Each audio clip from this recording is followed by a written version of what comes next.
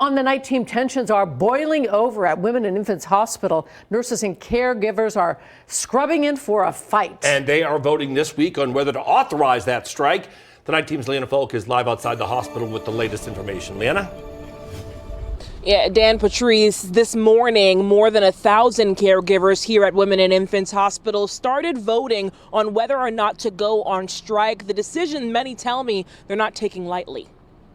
Tonight, Women and Infants Hospital workers demanding changes they say are long overdue. Hey, what do you say? 2 weeks after workers set up an informational picket line, the union is accusing employer Care New England of not bargaining in good faith. They say they've been trying to iron out the details of a new contract since October. We want fair health care, we want fair wages, and we want to be able to provide safe care to our patients. Registered nurse Deanna Costa says staffing shortages, low wages, and working conditions are at the center of the fight. The union says these issues are putting both workers and patients at risk. Health care is a scary time for a lot of people, and giving birth is a scary time. So when you add those two things together, they deserve specialized nursing care. In a statement to NBC 10, Care New England says it put forward a generous offer that includes a $0 down health plan, wage increases, and 10% salary contributions to employee pensions. But the union is holding the line, accusing hospital leadership of violating federal labor laws, intimidating workers, and withholding key information for negotiations. Are you concerned about retribution from management?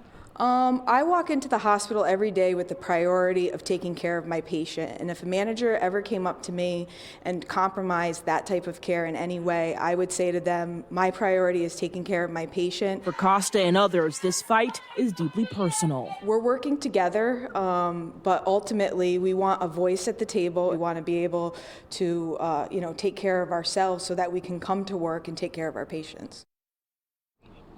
Voting ends 4 o'clock Wednesday night. If the union votes to go forward with the strike, they'll give a 10-day notice. Live in Providence tonight, Leanna Folk, NBC 10 News, 19.